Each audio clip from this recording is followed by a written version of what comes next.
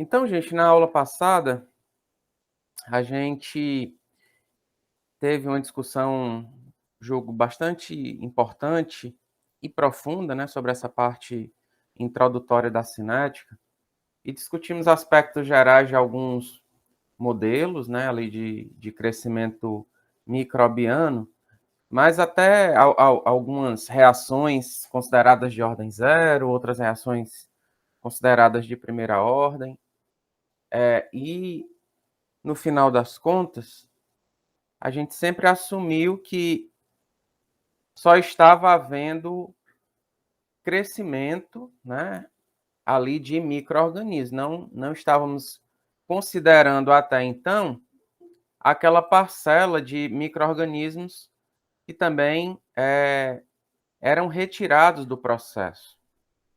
E esse conjunto de fatores, né, ou seja, a resultante entre o que eu produzo e o que eu perco de biomassa, é exatamente o que a gente vai entender, né, como crescimento líquido.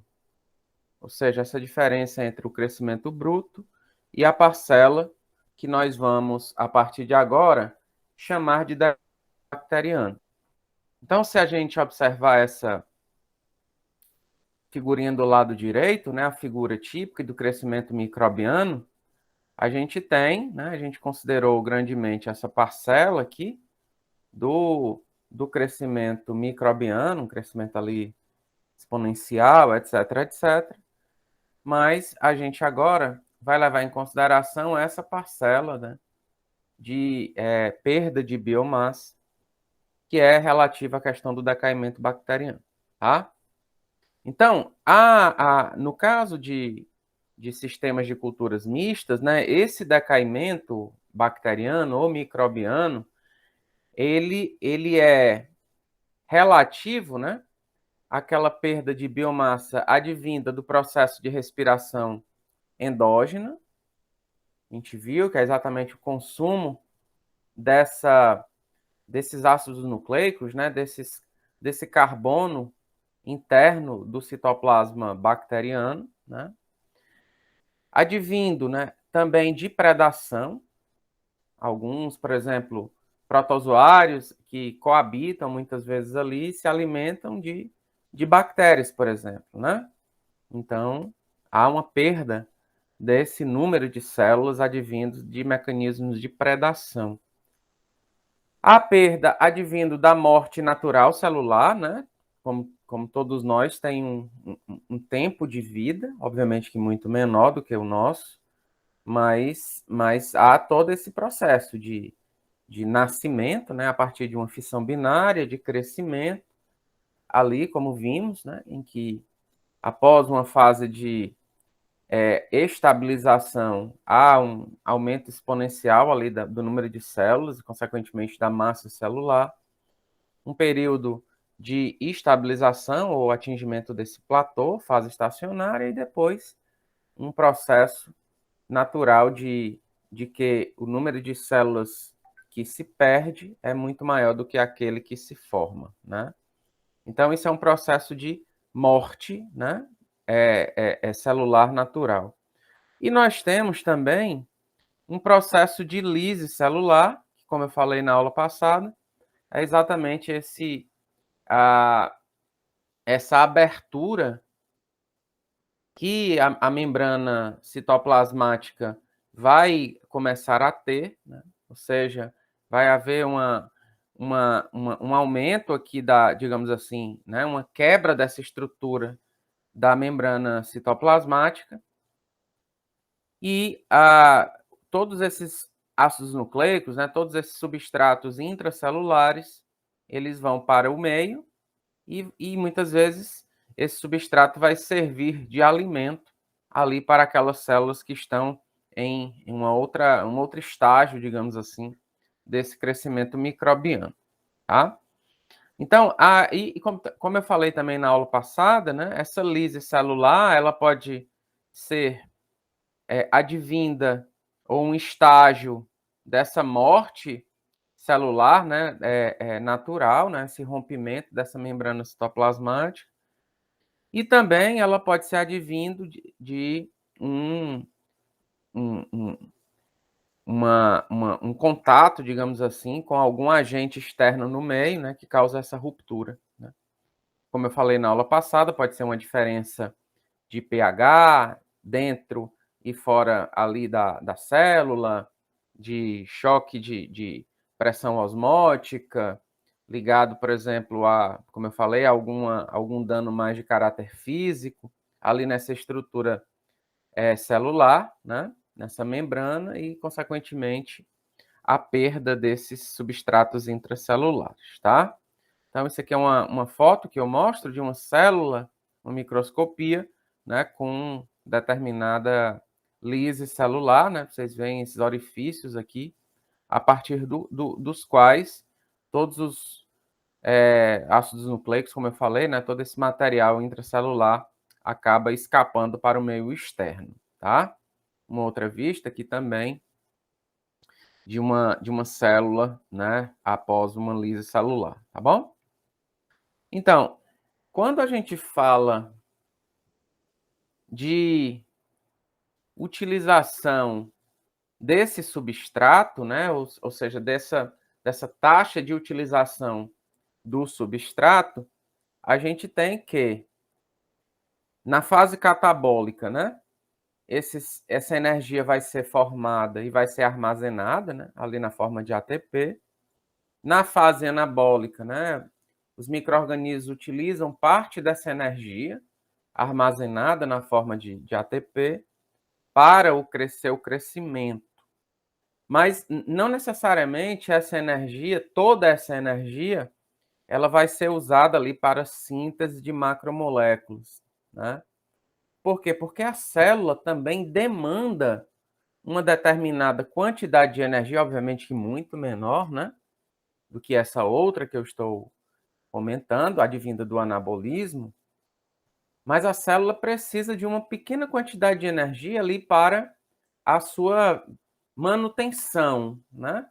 Ou seja, para os processos de mobilidade, processo de transporte iônico, processos de regulação da pressão osmótica, etc., que, obviamente, são essenciais ali para o funcionamento, né, desse maquinário celular. Então, esses elementos, né, ligados à questão dos processos metabólicos celulares basais é o que a gente chama de metabolismo, né, basal ou manutenção celular, tá? Então, esses mecanismos aí, né, de utilização de energia para esses processos, como eu falei, de locomoção, de transporte iônico, de regulação de pressão osmótica, etc., é o que a gente chama conjuntamente ali de metabolismo basal, bom? Então, portanto, né, a taxa de utilização do substrato, ela necessita ser corrigida pela fração de biomassa, que é produzida e que é perdida, por exemplo, a partir da predação e respiração endógena, como eu falei, ou nunca produzida, por exemplo, né, pelo metabolismo basal. Tá? Então, uma vez mais, no catabolismo, no caso de um catabolismo quimiotrófico, né, eu vou quebrar ligações químicas ali de compostos orgânicos ou inorgânicos. Essa energia ela vai ser, né, dessas ligações ali entre os compostos, né? Uma ligação química é uma ligação rica em energia, e essa energia vai ser armazenada na forma de ATP. E aí essa energia, ela é utilizada, parte dela, né, para o anabolismo ali, ou seja, crescimento, certo? Síntese de macromolécula, e uma parte vai ser utilizada ali para o metabolismo basal, tá bom? Então, coletivamente, a gente chama esse conjunto de perdas, né, digamos assim, de decaimento bacteriano, certo? Ou seja, essa perda por morte natural, por predação, enfim, né? A gente chama tudo isso conjuntamente de metabolismo, de decaimento bacteriano. Então, se a gente observa, gente, aqui essa figurinha do lado direito, o que é que a gente pode observar? Se eu projeto um sistema de lodo ativado, por exemplo, trabalhando com a relação alimento-microorganismo elevada, isso é típico, por exemplo, na modalidade convencional, significa dizer que eu vou ter, obviamente, ali substrato em abundância e que, devido a isso, os meus micro-organismos vão utilizar menos, né, ali aquele substrato advindo ali da respiração endógena, né? Então, pouco eles vão utilizar, porque na maior parte das vezes eu vou ter substrato ali em abundância. Então, o que é que isso vai resultar? Vai resultar na formação de um lodo não estabilizado. Por outro lado, se eu trabalho com relações alimento-microorganismo muito baixa, típicas, por exemplo, no sistema de lodo ativado de aeração prolongada, significa dizer que eu vou ter pouca abundância de substrato, né? E aí, esse metabolismo, né, de respiração, né, esse mecanismo de respiração endógena vai ser muito mais atuante. Consequentemente, o lodo que eu vou formar ali no meu processo já vai ser um lodo estabilizado, né? Porque a maior parte ali do carbono presente intracelularmente, na forma, por exemplo, de EPS, essas substâncias poliméricas extracelulares, vão ser utilizadas ali pelos micro-organismos como uma fonte de carbono para sobrevivência nesse ambiente de escassez de substrato. Tá? Então, esse decaimento bacteriano, ele pode ser também expresso como uma derivada da concentração, né, ali, da biomassa no tempo, né, dx dt, que vai ser igual a menos, haja visto que está sendo perdida biomassa, né? Então, menos KD, onde KD é o coeficiente de decaimento bacteriano, proporcional, né, também multiplicado pela concentração de micro-organismos, ou pela quantidade de micro-organismos. Ou seja, quanto maior a quantidade de micro-organismo presente, maior vai ser essa minha perda de biomassa, né, a partir do decaimento bacteriano. Ok? Então, observemos, né, que isso aqui é exatamente o quê? Uma cinética também de primeira ordem, né? Como vimos na aula passada, certo? Ou seja, se eu jogar esse x, né? Esse dt para lá e esse x trouxer para cá, né? Eu vou poder calcular, né? Resolver essa equação diferencial, tá? Mas, de todo modo, entendemos, né, que é um processo de retirada de biomassa. Da mesma forma, quando estávamos discutindo taxa de utilização de substrato, sempre a gente trabalha com o valor negativo, né? dsdt, né? Menos dsdt, haja visto que o substrato está sendo consumido. Aqui é menos kdx porque biomassa está sendo perdida, tá bom? Então, onde esse kd é um coeficiente de respiração endógena aqui em dia A-1. Então, se a gente evoluir um pouquinho no que discutimos na aula passada e no que discutimos no início dessa aula de hoje, a partir de agora a gente vai trabalhar com o que a gente chama de crescimento líquido, que é o crescimento real, no final das contas, em sistemas bioquímicos, né? Ali de remoção, de tratamento de esgoto, por exemplo. Tá?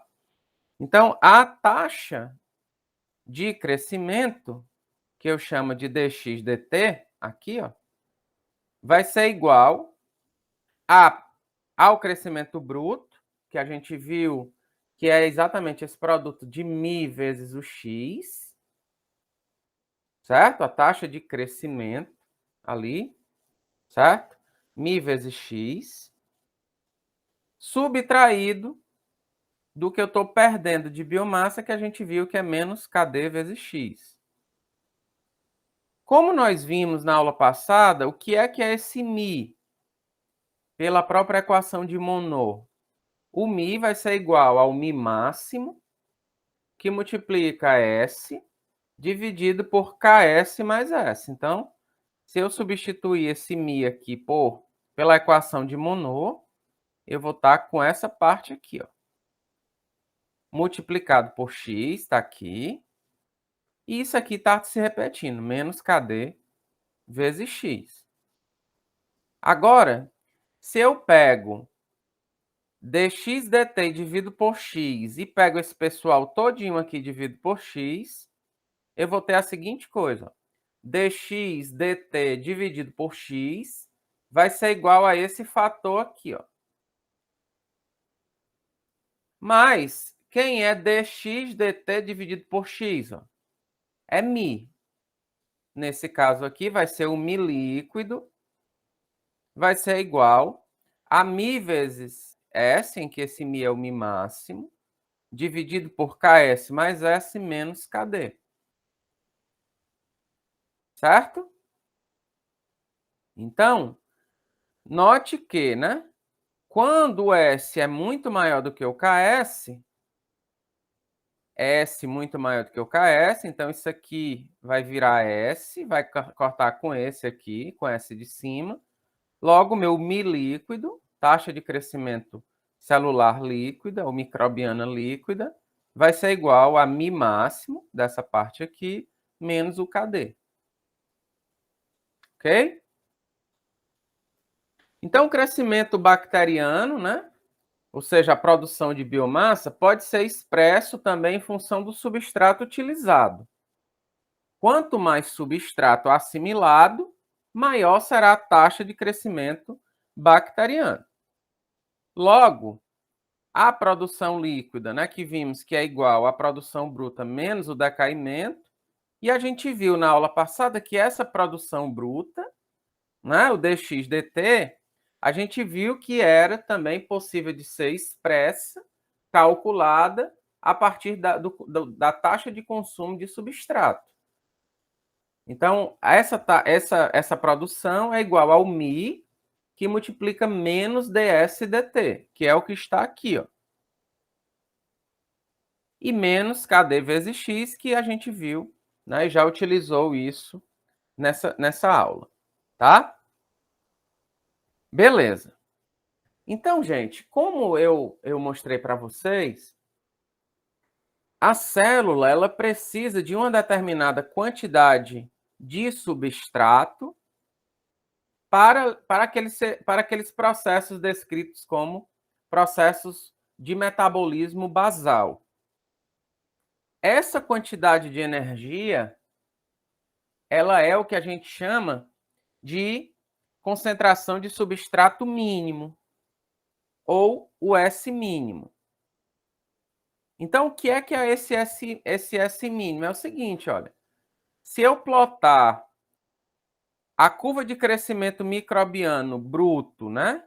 Ou seja, sem o decaimento, e plotar essa curva de crescimento com o decaimento, o que é que vai acontecer? Vai acontecer que essa curva vai cruzar o eixo do X aqui, ó. O eixo do X é a concentração de substrato. Por outro lado, quando a gente cruza, né, o eixo do X, é aquele valor que a minha taxa de crescimento aqui, líquida, né, vai ser zero. Ou seja, é uma quantidade de energia necessária somente para o metabolismo basal. Não vai resultar em crescimento microbiano, aumento do número de células. Só para a célula não morrer, essa quantidade de energia mínima. Então, observe que quanto maior é a taxa de decaimento bacteriano, maior será essa quantidade de energia mínima para a sobrevivência, para compensar, digamos assim, a perda de biomassa, né, a partir do decaimento bacteriano, para resultar num Mi líquido, numa taxa de crescimento líquida, ali igual a zero. Tá? Então, esse valor de S mínimo, ele varia conforme os aspectos cinéticos, né, de produção ali bruta, mas também é função da taxa de decaimento bacteriano. Tá? Então, se a gente, por exemplo, fizesse uma figurinha como essa aqui, ó, assumindo a seguinte coisa, uma taxa máxima de crescimento de 1 por hora, né? Ou 1 hora menos 1, cinética de primeira ordem. Um KS igual a 1 miligrama por litro. Portanto, vocês estão vendo aqui de uma elevada afinidade, né? Uma baixa concentração aqui. E a gente viu na aula passada, quanto menor o valor de KS, maior é a afinidade por um dado substrato. E um KD de 0,15. Observe que, óbvio, né, que a taxa de crescimento sempre tem que ser maior ali do que o valor de KD. Haja visto que, se for menor, vai haver ali, ao longo do tempo, um total varrimento, né, da biomassa no meu processo, né? Ali. Então, o meu valor, se eu fizer essas contas, né, se eu plotar isso aqui, quando bater no X, vai ser o S mínimo. E observe que o valor que, quando essa minha curva aqui líquida toca o eixo do Y, esse valor aqui será igual ao valor do coeficiente de decaimento bacteriano. Então, ó, observe aqui, 0,15 vai ser exatamente igual a 0,15 aqui. Se a gente observar agora, a seguinte coisa, só para vocês entenderem como é que isso tudo é construído, né? Ó, se eu tenho, com esses dados aí que eu mostrei para vocês, é a seguinte coisa, olha, o Mi máximo de 1, ó,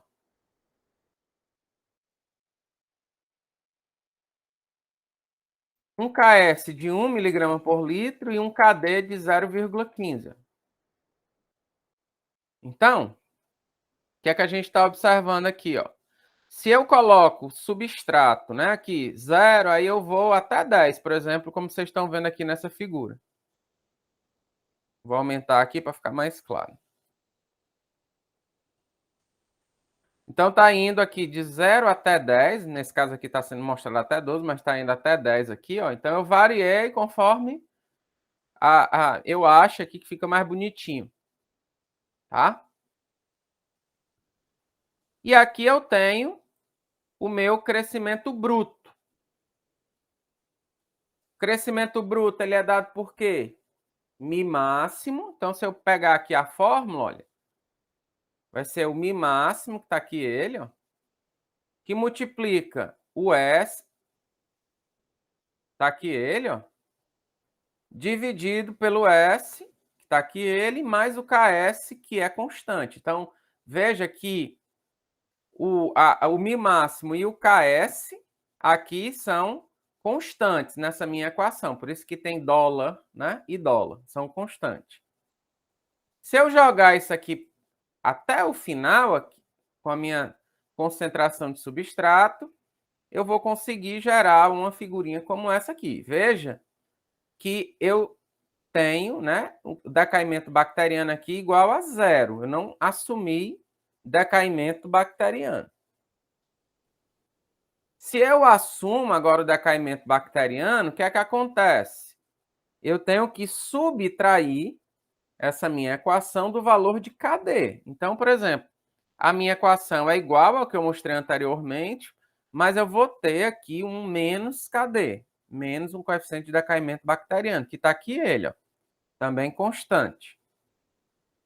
Se eu jogar isso para frente, olha, eu vou gerar essa equaçãozinha aqui. Ó. Então, observem que o meu valor de concentração de substrato mínimo vai estar entre esses dois valores aqui, né? Que ele está passando de menos 15, quando o meu substrato é igual a zero, para 0,18. Ok? E a gente viu que esse S mínimo é quando o meu Mi é igual a zero. Portanto, está passando daqui para cá, está entre esse e esse, né? Então, eu poderia calcular quanto é esse valor, interpolando esses valores, enfim, várias possibilidades de eu fazer esse cálculo, ok? Agora vamos entender caso eu aumentasse aqui o meu decaimento bacteriano, por exemplo, certo? Então eu vou colocar aqui um KD1 aqui em hora menos 1, e se o decaimento fosse de 0,3. Então, se eu pegar essa minha formulazinha e jogar para cá, ó, e jogar todo mundo para frente, teria esse comportamento aqui. O que é que a gente está observando? Que quanto maior o decaimento bacteriano, maior será essa energia mínima necessária ali para o meu processo de metabolismo basal. Ó, então, tem essa equaçãozinha aqui que, se vocês dispuserem de dados cinéticos, pode se calcular diretamente, assumindo-se alguns aspectos, né? Ou seja, trabalhando naquela equação do crescimento líquido, e fazendo ela igual a zero, né? Ou seja, e aí com isso você vai ter um S, e esse S será o S mínimo. Se a gente fizer resolver, né, essa equaçãozinha, a gente vai ter esses valores aqui, de que S mínimo vai ser igual a Ks vezes o Kd, Ks, coeficiente de saturação, né, a concentração de saturação, Kd, coeficiente de decaimento bacteriano, o Y, coeficiente de produção celular, o K, que é aquela taxa de utilização de substrato específica, né, que é igual ao Mi dividido pelo Y, então é a mesma coisa que Mi, isso menos o Kd, certo? Então aqui esse Kd era até para ser menorzinho, vou até ajeitar. Beleza. Então, portanto, o S mínimo é um parâmetro cinético independente da configuração do reator, né? Quando o Kd é igual a zero, ou seja, quando o decaimento bacteriano e manutenção são ignorados, né? O S mínimo é igual a zero, né? Que é exatamente ali o valor que a gente viu da produção bruta. Beleza? E aí, aqui são alguns parâmetros, né? Em função de diferentes substratos. Então, alguns coeficientes cinéticos aqui que eu estou apresentando nessa tabelinha para hidrogênio, acetato, propionato, butirato, né? Vocês estão vendo importantes substratos da digestão anaeróbia. Aqui a taxa de utilização, né, do substrato, certo? Aqui a taxa de crescimento máxima, né? Aqui o coeficiente de produção celular. Aqui a minha concentração de saturação. E aqui o meu coeficiente de decaimento bacteriano. Então, vocês podem olhar isso aqui com calma, né? E chegar a algumas conclusões, né? Por exemplo, o coeficiente de afinidade, né? Aqui, constante de saturação aqui, ou de afinidade, para o hidrogênio é muito maior, né? A afinidade por hidrogênio é muito maior do que a afinidade, por exemplo, por acetato, né? A afinidade, por exemplo, por butirato é muito maior do que a afinidade por propionato. E assim sucessivamente. Por outro lado, aqui o Y, que é ligado à produção de novas células, coeficiente de produção celular. Ou seja, quanto de biomassa, em termos de solos suspensos voláteis, eu estou formando por cada quilo de DQO, né, por exemplo, removida. Certo? Quilo de substrato removido. Então, a gente observa a seguinte coisa, olha. Para o hidrogênio, é 0,014083. Para o acetato, é essa faixa aqui. Portanto, os micro-organismos, eles crescem, né, mais rapidamente na presença do hidrogênio do que, por exemplo, na presença do acetato. E isso diz respeito também, né, a esse menor valor de Ks. Esse valor de quilo por metro cúbico é só multiplicar isso aqui por 1000 para a gente expressar em termos de miligrama por litro, tá? A gente observa aqui o Mi máximo na presença de hidrogênio, olha, pode chegar até 12 por dia, ao passo que para acetato é de até 1,4, por exemplo. Então, o valor, né, de Mi máximo para o hidrogênio é muito maior do que para o acetato. Então, se eu pego a metade do Mi máximo, jogo lá na curva de crescimento, boto para baixo, né? É o valor de Ks que eu estou obtendo, que a gente viu na aula passada. Tá bom? E aqui alguns outros coeficientes mais ligados à parte de esgoto sanitário, né? Aqui em termos de coeficiente de produção de sólidos, o Y, né? Coeficiente de decaimento bacteriano, que é o KD, a taxa de crescimento específico máxima, que é o Mi máximo ou Mi circunflexo, eu estou usando algumas vezes. E aqui a constante de saturação Ks em miligrama por litro. E aqui eu separo as fases aqui, ou fermentativa ou metanogênica, e os valores combinados, né? Então, por exemplo, se a gente observa a produção de sólidos na fase de fermentação, é muito maior do que na fase metanogênica. Isso é advindo de quê? Da maior taxa, né, de crescimento desses micro-organismos ligados à parte, né, de formação de ácidos aqui fermentativos, digamos assim, os micro-organismos acidogênicos, etc., etc., em relação aos micro-organismos metanogênicos, tá? Então, a gente observa que, em termos combinados, é dessa ordem de magnitude. 0,08 gramas de sólidos suspensos voláteis por grama de DQO removido. Coeficiente de decaimento, idem aqui. Combinado, 0,03.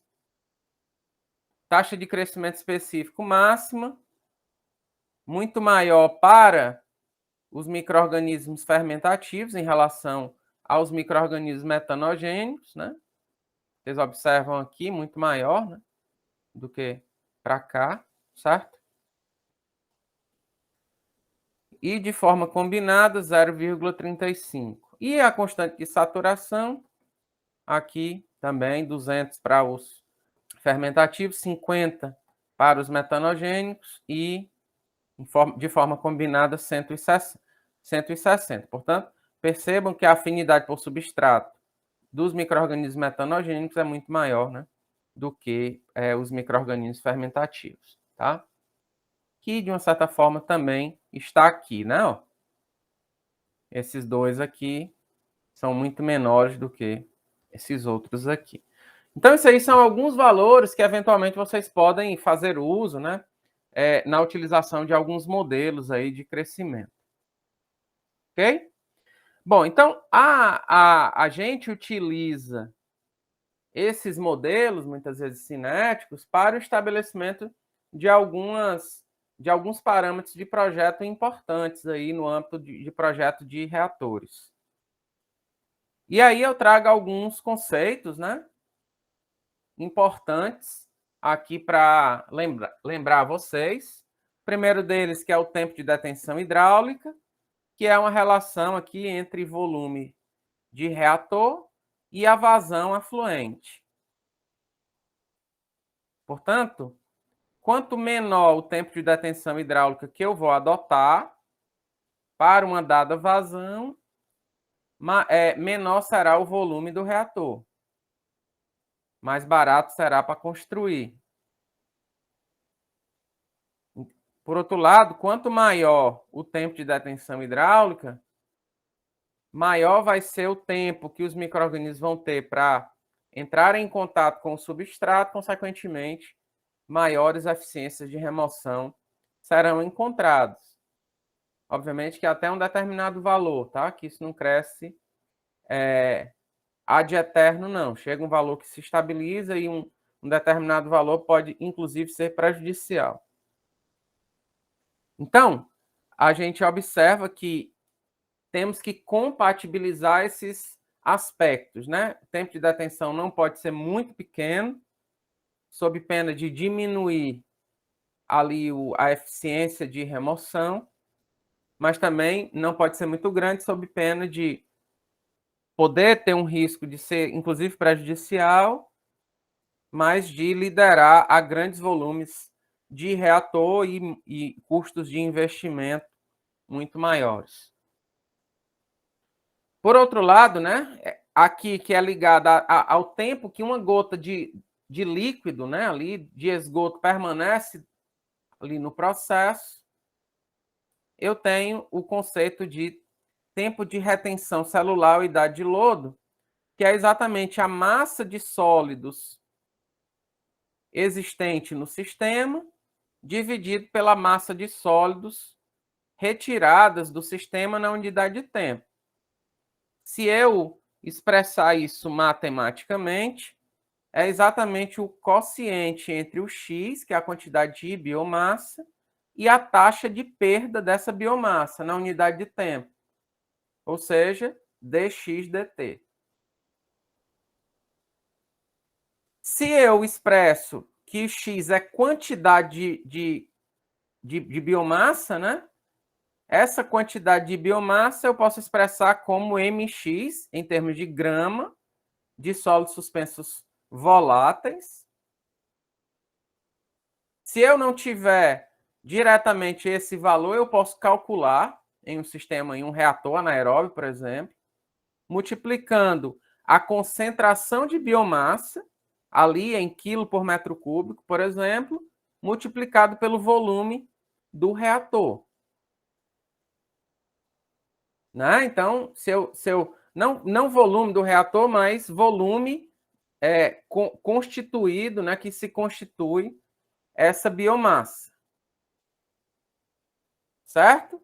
Então, por exemplo, no sistema de lodo ativado, como todo mundo está em mistura completa, eu posso fazer esse produto de X, né, de concentração de biomassa por volume ali do tanque de aeração, para me dar esse valor da quantidade de micro-organismos. Mas, por exemplo, se eu estou trabalhando num reator anaeróbio, é diferente, né? No reator WASB, é diferente, por exemplo. Né? Então, está aqui o reator WASB, eu tenho uma determinada manta de lodo. Então, esse valor de mx aqui vai ser igual ao x dessa manta de lodo multiplicado pelo volume dessa manta de lodo. Não o volume total, né? Aqui é o volume útil do reator. Certo? É diferente do sistema de lodo ativado, que está aqui, ó, todo mundo em mistura completa. Então, o meu X aqui, eu vou multiplicar pelo próprio volume do tanque de aeração. Por outro lado, como é que eu calculo esse volume aqui? Como é que eu calculo esse volume aqui, no caso de um reator WASB? Vai ser a área, ali o diâmetro, né? πd2 sobre 4, multiplicado por essa altura da manta de lodo, que eu vou chamar aqui de H.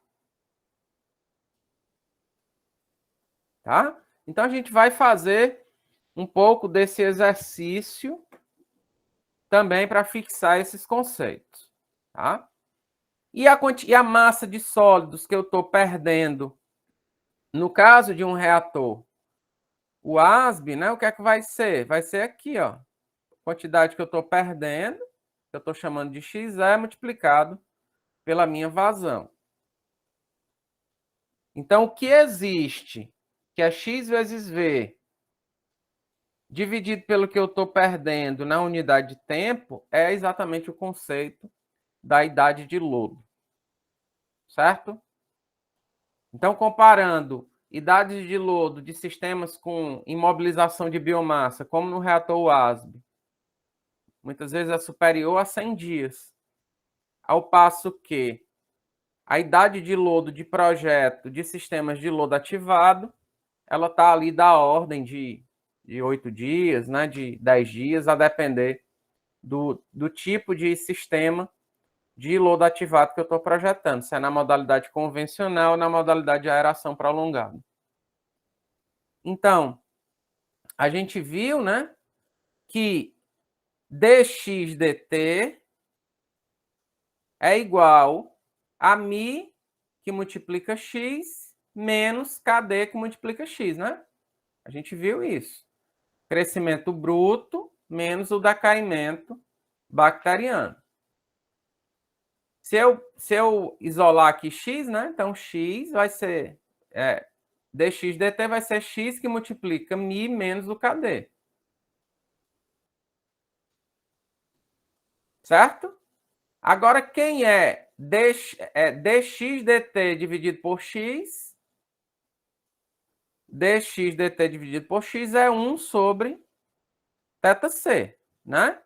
Então, se eu substituir esses valores aqui, eu vou ter a seguinte equação, que a minha idade de lodo, θc, vai ser igual a 1 dividido por μ menos kd. Tá? Então, dependendo ou não dos mecanismos de retenção de sólidos, eu tenho, naquele sem retenção de sólidos, que a minha idade de lodo será igual ao tempo de detenção hidráulica. Por exemplo, o tanque de aeração do sistema de lodo ativado. O meu TDH será igual ao meu θc, porque não há nenhum mecanismo de retenção de biomassa. No projeto de lodo ativado, como é que eu consigo desmembrar o tempo de retenção celular do tempo de detenção hidráulica? A partir da recirculação da biomassa, né? No caso de um decantador secundário, de um flotador, ou a partir de um mecanismo de separação física, quando eu utilizo, por exemplo, um sistema de membranas. Por exemplo, num bioreator a membrana. Essa separação é física. E aí eu consigo, de fato, desmembrar esses dois aspectos. TDH da idade de lodo. Mas no tanque de aeração não tenho isso, de um sistema de lodo ativado. Portanto, θc será igual ao TDH ali do tanque de aeração. No caso de um reator WASB, como nós temos um mecanismo de autoimobilização, a partir exatamente desse floco, desse grânulo que eu formo num reator anaeróbio, aí sim eu tenho esse desmembramento entre a idade de lodo e o tempo de detenção hidráulica. Tá? Então, o tempo de retenção celular, ele tem que, de uma certa forma, ser calculado ou ser utilizado, né, de maneira a ele ser, pelo menos, né, igual a pelo menos esse tempo de duplicação celular. Então, esse tempo, ele é calculado a partir dessa equação. Olha. Tempo de duplicação é igual ao ln de 2, né, dividido por μ. Em outras palavras, igual a 0,693 dividido por μ. Então, por exemplo, quando eu tenho um sistema de tratamento que ele está em uma sobrecarga hidráulica, qual é o problema dessa sobrecarga hidráulica? É exatamente o varrimento de biomassa. E muitas vezes essa perda de biomassa, ela é superior à quantidade de biomassa que eu estou formando. Consequentemente, eu vou ter uma diminuição ali da manta de lodo e muitas vezes um total colapso do processo. O que acontece normalmente é o quê? É que o tempo de duplicação é maior, né, do que o necessário. Então, e se eu estou controlando também as perdas. Daí o que é que vai acontecer? A minha biomassa vai aumentar gradativamente ali no sistema de tratamento, por exemplo, no reator, o ASB, e aí quando chegar a um determinado valor, eu tenho que retirar essa biomassa. E eu vou retirá-la a partir dos mecanismos de descarte de lodo. Certo? Então é como eu controlo essa quantidade de biomassa também que permanece ali no meu processo. Beleza? Então, esse tempo de detenção celular, o tempo de retenção celular mínimo, ele pode ser quantificado a partir da seguinte equação. É 1 dividido por KY menos o KD, que a gente viu, né, que também é igual à seguinte coisa, Mi máximo menos o KD. Tá? Então, esse que foi exatamente o que a gente viu aqui. Ó. Só que agora eu estou trabalhando como é o θc mínimo. Eu estou trabalhando aqui não como Mi, mas agora como Mi máximo. Tá certo? θc mínimo é igual a 1 dividido por Mi máximo menos o KD. E uma vez mais, esse casinho aqui, né? É o quociente entre o Mi máximo e o Y. E aí eu vou multiplicar aqui, cancelar o y de cima com o y de baixo e vai resultar em Mi máximo. Beleza? Os outros parâmetros a gente já apresentou, certo? Inclusive está faltando até a unidade aqui do KD que eu vou colocar, dia menos 1. Então, em sistemas de culturas mistas, né, como é o caso dos reatores anaeróbios, deve-se avaliar o θc correspondente à espécie que se multiplica mais lentamente, que no caso são normalmente os micro-organismos metanogênicos acetoclásticos. Então, para 30 graus, né, o θc mínimo aqui é de 3,3 dias. Se a gente trouxer ali os aspectos, né, os parâmetros cinéticos, e o KD de 0,02 dia a menos 1. Ok? E aqui eu já meio que me adiantei, né, em relação a essa relação entre o TDAH e o θc, né? Então, por exemplo, se eu não tenho mecanismo de recirculação, o meu θc vai ser igual ao TDAH, que acontece tipicamente, por exemplo, num sistema de lagoas aeradas de mistura completa, seguido de lagoa de decantação. Então, esse sistema, né, de tratamento não tem, é muito parecido com o lodo ativado, só que não tem recirculação de biomassa. Portanto, nessa situação, nessa tecnologia de tratamento, o TDAH será igual ao θc. Portanto, o que é que vai acontecer nisso?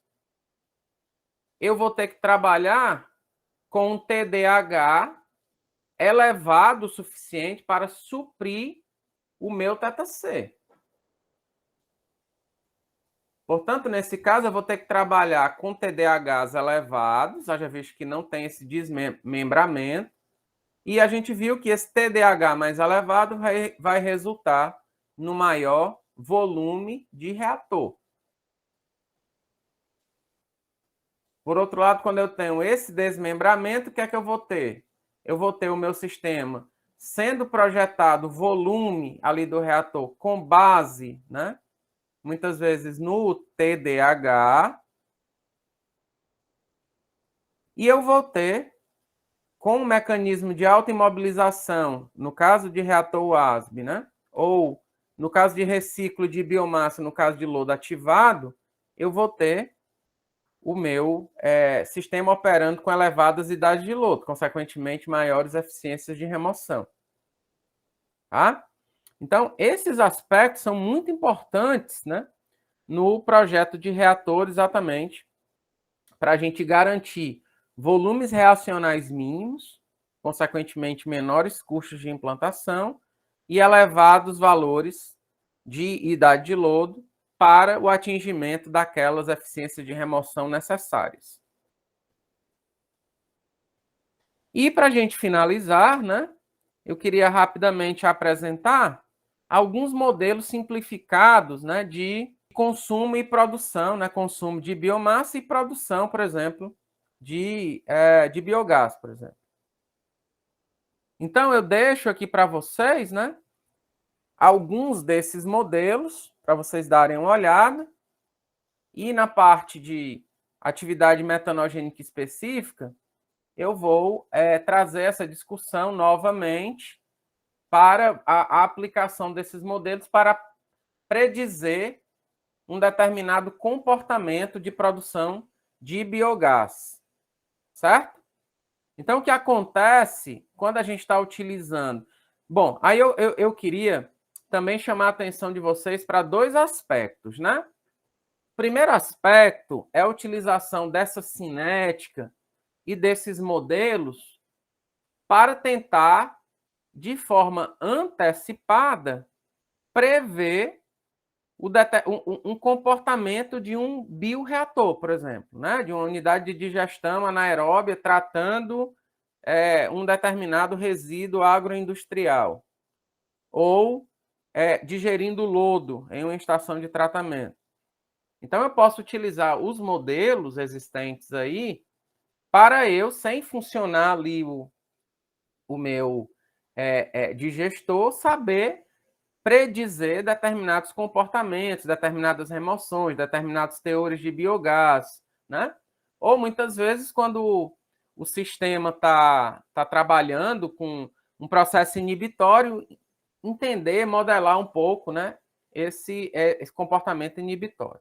Ou seja, se tem um produto no meu esgoto que pode causar uma determinada inibição. Muitas vezes a gente aplica isso nos modelos para ver o impacto disso ali na minha cinética de remoção anaeróbica. Portanto, é uma área bem ampla essa área de modelagem, né? Vocês viram pelo material que eu mandei para vocês que tem gente especializada só nisso, né? De entender antecipadamente o comportamento de sistemas biológicos de digestão anaeróbia, tá?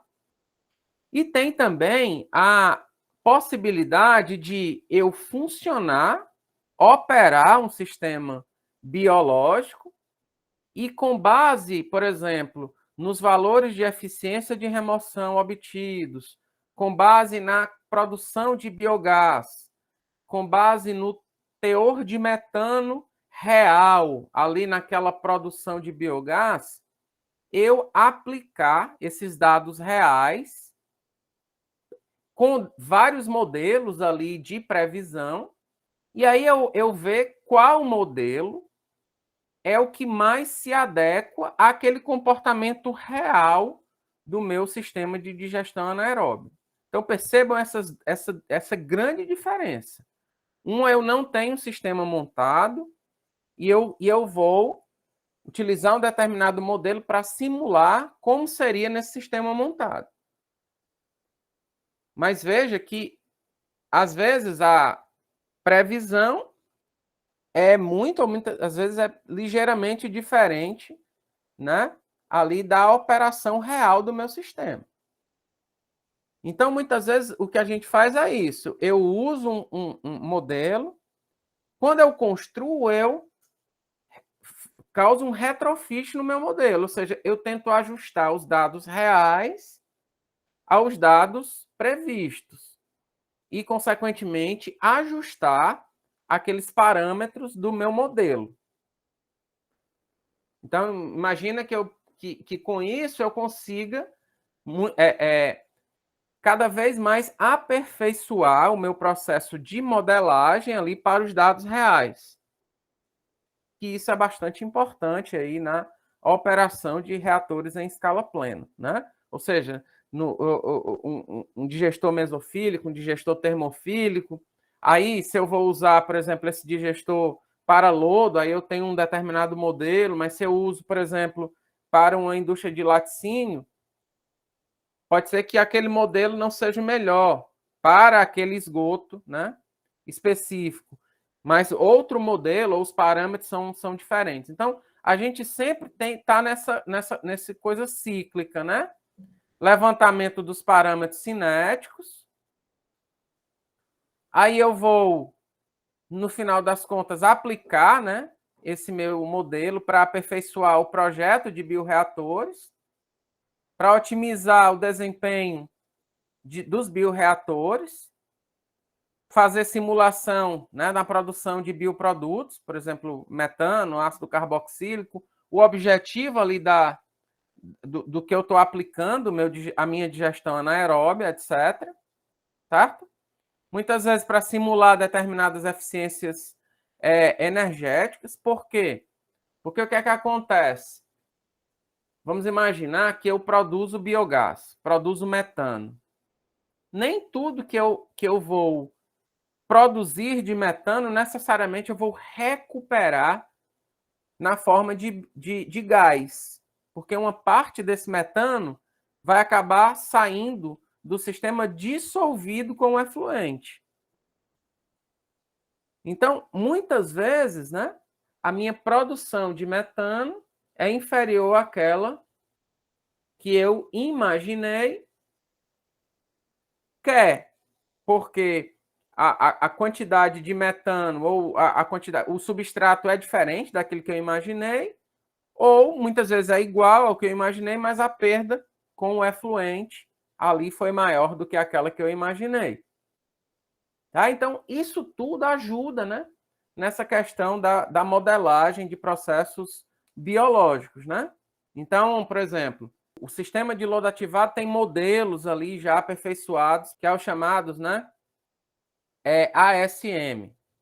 Então, tem ASM1, ASM2, né, de Activated Sludge Model, né? A ASM2, a ASM3, etc. Cada um desses aperfeiçoamentos incorporando determinados aspectos aí de remoção de nutrientes, de nitrogênio, de fósforo, enfim, todos esses aperfeiçoamentos. E eu tenho também alguns modelos ligados à digestão anaeróbica, chamados de ADM, Anaerobic Digestion, aí model, né? 1, 2, enfim, tem também as possibilidades, ou alguns modelos, né, que eles surgem para tentar compreender ou representar da maneira mais real possível o comportamento de digestores anaeróbios para, como eu falei, determinados tipos de resíduos. Tá bom? Então, depois a gente vai ver isso aqui com mais calma. Existem alguns modelos matemáticos, além daqueles que eu mostrei para vocês na aula passada. Então, tem modelo matemático de primeira ordem com residual, e aqui sempre as equações, né? Ligadas a cada modelo, logístico, Monod com crescimento, e aqui os parâmetros ligados aos diferentes modelos. Tá? Primeira ordem exponencial, monomolecular, Fitzhugh. Então, são os principais modelos que eu trago aqui para vocês, mas, por exemplo, na digestão anaeróbia, tem alguns modelos que são mais aplicados por exemplo, substratos prontamente biodegradáveis, né, que vão ter um comportamento mais exponencial. Por outro lado, se você tem substratos mais complexos ali, que requerem, muitas vezes, uma hidrólise mais, digamos assim, mais atuante, e que, de uma certa forma, acaba atrasando a produção ou diminuindo a produção de biogás, a gente já vai ter um modelo mais, né, uma curva, por exemplo, do tipo S. Ou seja, tem uma fase lag, uma fase de crescimento e, né, ali um atingimento de um platô. Certo? Portanto, todos esses aspectos, né, são ligados à questão da modelagem para, como eu falei, a obtenção de parâmetros cinéticos, os quais vão alimentar, né, esses nossos modelos para que cada vez mais os dados experimentais se aproximem dos dados previstos. Então, há um retrofit dos parâmetros ali de, muitas vezes, ligados à modelagem. Beleza. Então, como é que a gente, por exemplo, poderia, de uma certa forma, compreender com base em alguns modelos? Então, vou voltar aqui para essa figurazinha aqui, tá? Se a gente vê nesse mesmo gráfico aqui, ó, alguns modelos de crescimento lineares, crescimentos com função sigmoidais, né, ou de saturação. Aí Monod, Moser, Contois, Tessier, Shen, Haldane, né? Então a gente tem alguns modelos aqui de crescimento. E aí, como é que a gente trabalha nisso? A partir, né, dessas equações, a gente vai estudar o determinado comportamento de um aumento da concentração de substrato, por exemplo, nos valores de crescimento. Portanto, se eu assumo, por exemplo, aqui um KS de 50, aí um KI de 2000, todos esses esses parâmetros, eu vou utilizar dependendo de que modelo eu vou seguir. Por exemplo, esse X aqui, ligado à parte de concentração de biomassa, é previsto no modelo de Contois, mas não é previsto no modelo de Monod, né? Ali o X. Monod, eu tenho taxa de crescimento. Então, esse B aqui também é previsto no modelo de Contois. Esse S e N aqui é previsto no modelo de Shen. Esse A aqui é previsto no modelo de Shen. Esse K é previsto no modelo de Shen. Então, e aí esse K no modelo de Shen, ele é obtido a partir dessa equação aqui, ó, vocês estão vendo. Esse K é obtido a partir dessa equaçãozinha aqui, A dividido por 1 mais A, né? E esse A aqui, ele é obtido a partir desse quociente entre esses dois parâmetros, o KS e o meu S máximo, tá? Então, tudo isso, se a gente utiliza os modelos, né, aqui variando-se as coisas, a gente pode chegar nessas curvas aqui, ó.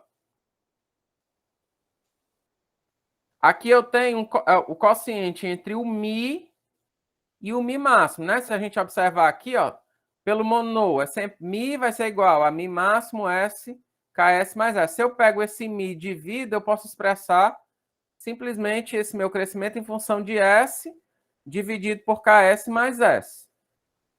De Moser, Sn dividido por Ks mais S elevado a N. E assim sucessivamente, tá? Então, se eu pego, aqui no caso de Monod, tá aqui, ó. O S dividido por S mais KS, KS constante. Contois, do mesmo jeito, ó. Vou para a fórmula aqui de Contois, tá aqui ela. É S dividido por B, tá aqui ele, ó. Vezes o X, tá aqui ele, os dois constantes, somado com o S, que está aqui ele.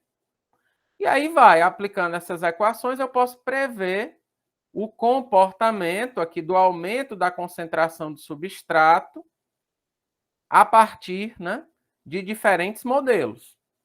E aí, no final das contas, né, se eu tenho um sistema ali, ou se eu projeto um sistema em batelada e eu aumento essa concentração de substrato e vejo qual o impacto disso ali na taxa de crescimento, eu vou ver, dentre esses modelos, qual é aquele que é mais representativo para aquele meu microbioma específico. Certo? Então, por exemplo, se eu tenho 200 miligramas por litro, o impacto no crescimento é muito menor se eu utilizo o modelo do Tessier, ou Tessier, do que se eu utilizo, por exemplo, o modelo de Contois, ou de Shen. E aqui, nesse gráfico da direita, é exatamente mostrando qual é o impacto desse aumento da concentração de substrato, mas quando eu considero alguns aspectos inibitórios, né? Então, nesses dois primeiros aqui, por exemplo, no de Monod e no de Contois, não há nenhum impacto desse aumento da concentração de substrato nessa taxa de crescimento em termos de inibição, né? Sempre há um crescimento ou uma estabilização, mas não há uma diminuição do crescimento. Por outro lado, se eu estou contabilizando nesse modelo de Tessier, a gente observa que para um determinado substrato, o aumento vai liderar num maior crescimento, mas a partir de um determinado valor, esse aumento da concentração do substrato vai liderar na diminuição ali do crescimento. Então, é quando a gente considera algum aspecto inibitório ali que esteja acontecendo. Então, isso aqui é apenas para mostrar para vocês como a gente pode fazer uso desses modelos, tá? Cinéticos aí de previsão. Obviamente que a gente sempre tem que estar alimentando os modelos com parâmetros adequados, ou muitas vezes, como eu falei, fazendo uma correção desses parâmetros quando o sistema é trabalhado ali em laboratório em escala plena para se obter esses parâmetros cinéticos mais aplicados a um dado substrato, a um dado resíduo. Tá? Que muitas vezes isso aqui a gente está contabilizando, às vezes substratos mais simples, né? Muitas vezes que são bem diferentes das situações ali em escala plena, tá bom? Que tem a presença de inibidores, que tem variações, enfim, várias situações.